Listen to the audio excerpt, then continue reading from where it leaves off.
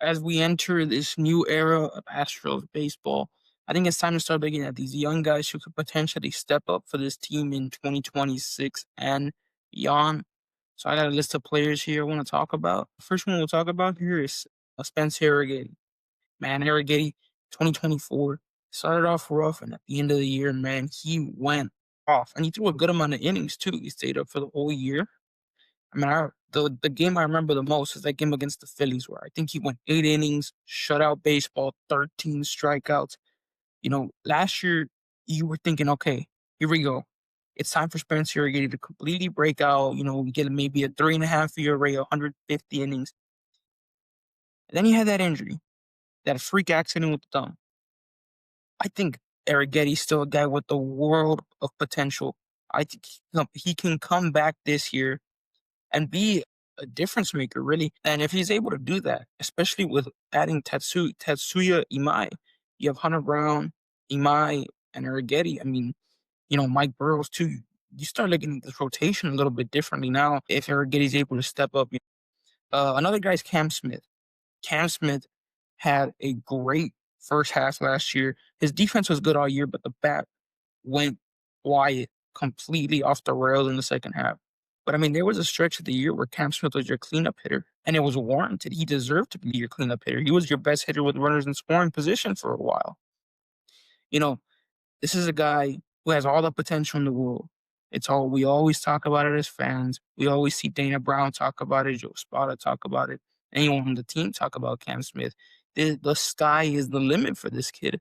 And if we can get the full potential with Cam Smith, man. I mean, you add him to that core with Jordan, with Yiner, Altuve, Correa, Peñas.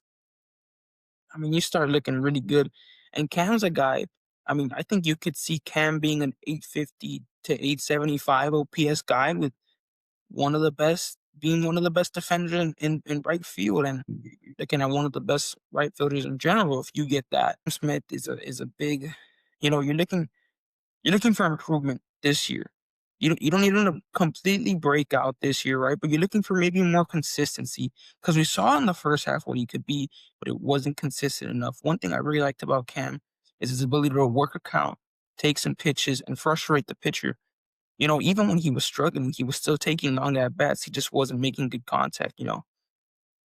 But I think, if Cam can have a really good year next year, then we're going to be in good shape, right? And obviously, talking about Cam Smith, you can go to Zach Cole.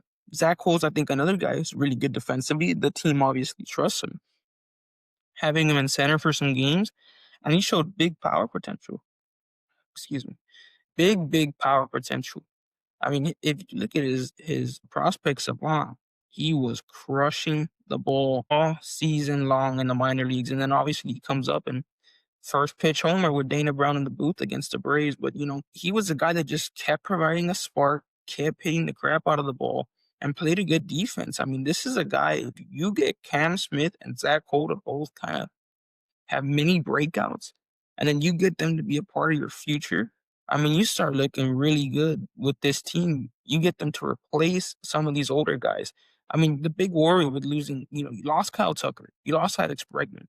Well, if Cam Smith and Zach Cole can step up, you start to see the replacements for those guys come in like we did whenever we lost on the pitching side, when we lost Garrett Cole, when we lost Justin Verlander, guys like Hunter Brown, guys like Christian Javier, they came up and they stepped up. You know, I think we could see a similar situation there with these two guys. Speaking of the pitching, look at Miguel Yulo. I think he's a top 5 prospect in the system right now. He's at AAA. He's only 23 years old. I think everything is there for Yola to be on the big league roster except command. And it kind of reminds me of Hunter Brown when he was coming up. No one was hitting off Hunter in the minor leagues. He was striking out the world. It was just those walks. Those walks were the problem. And it's the same thing with Yola. So I think if we can figure it out a little bit with the command with Yola, I think this guy could be a stud in the future. I mean, the only reason people get on base against this guy is because they walk. No one hits him. He strikes out everyone. I think he had an injury last year, but for the most part, he stayed healthy. And the only reason he's not going deep into these games is because of the lack of control. I mean, that's a guy If you can figure out the control with him, you're looking that that that rotation would be dangerous if you can figure it out with this guy. And another guy is AJ Blue Ball. You know, Blue Ball, he was a little bit of a higher prospect, at least in the Astros system, right? Not overall in the MLB. And he came up last year. It didn't start good at all, but then he moved to the bullpen. And for whatever reason, moving to the bullpen, he took off like dynamite. He just exploded onto the scene. And he was great to finish off that year. I mean, he was just dominating people left and right. He would come out of the bullpen, give us 3, 4 innings, and it was just a beauty watching him pitch there at the end. That's a guy, if he can become a consistent starter, or maybe even just becomes an elite bullpen arm. But I think there's a lot of potential there for him to be one of our best pitchers here. And it's a common theme here. We have a lot of guys who have all the potential in the world. We're a really good pitching organization. Let's see how much we can get out of these guys. And, right now, the depth doesn't look that good in this rotation, but if you get some of these guys to step up like you hope you can, I mean, that all those concerns go away. And all of a sudden, you start looking at this as potentially one of the best pitching staffs in baseball, especially with the success I think the bullpen's going to have this year. Speaking of the bullpen, Jaden Murray. He's not a young guy, but he's one of those guys that has a lot of control left. And he came up last year and he was really good in his granted 11 innings. He had a sub 2 ERA.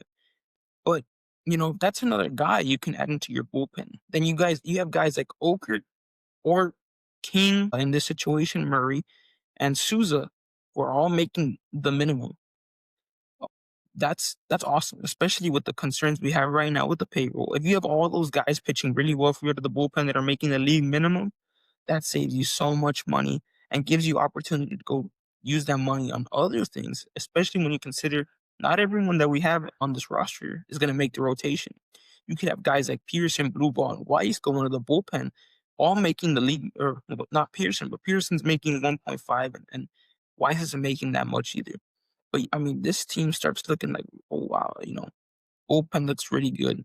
Rotation has that potential to be really, really, really good. And then the offense should be a lot better from last year. You're just having, just simply having Jordan in there for, he usually plays about 120, 130 games. So if you have that, I mean, you're looking at a top 10 lineup, an elite pitching staff. We're right back into the playoffs and we give ourselves a chance in the playoffs. Now going to Mike Burrows. Mike Burrows, obviously, we just got him in a trade from the Pittsburgh Pirates. That's one guy, he threw 90 innings last year with a 3.94 ERA. I think you can get a little bit better out of, well, obviously, the the pitching factory in Pittsburgh is nowhere near what we have here in Houston. I mean, if you can get Mike Burrows to about a 3.6 ERA in about 130, 140 innings, and he's your 3 or 4, that's where you start looking like, okay, this rotation, it's the real deal. And you pair that with Hader, Abreu, and the rest of the guys we talked about in the bullpen. This pitching staff, I don't think becomes as much of a concern as we have right now. The next part of that, the signing of Tatsuya Imai. He's 27 years old, going to be 28, but he has no MLB experience. That's another guy that, I mean, if you are able to unlock Imai with that insane fastball and that weird slider and make him a true number 2 behind Hunter Brown, I mean, man, you're really talking here. You're talking about a really good rotation that's potentially shaping up.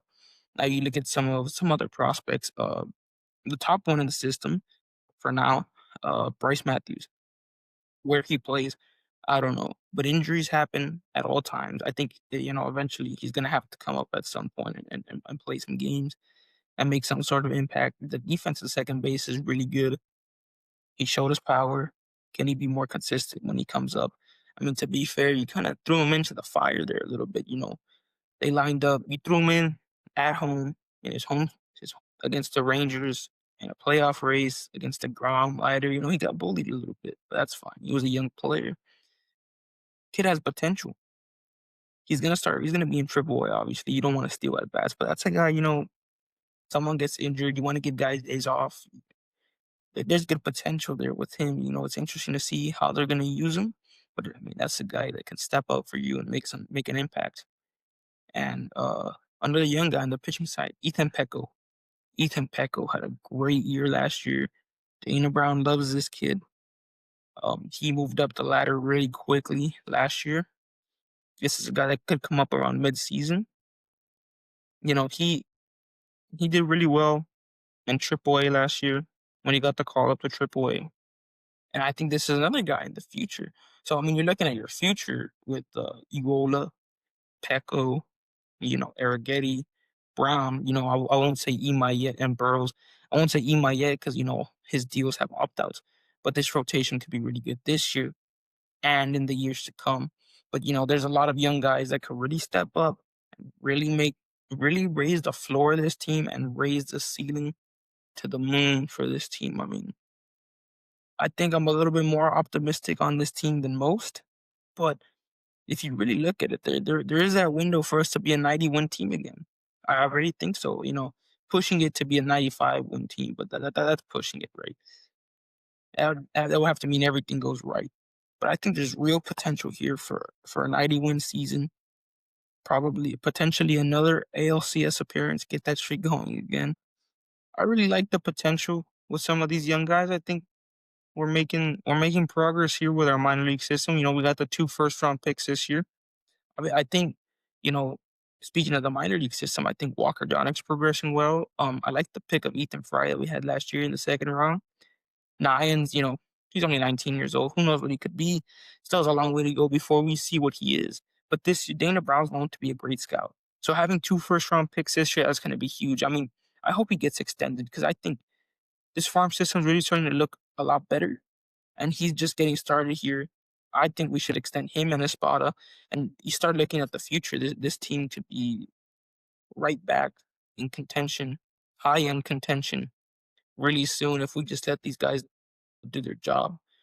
But you know, I'm excited about this year's team, this team in the future, and can't wait for the season to get here. And thank you guys so much for watching, and I'll see you guys in the next episode.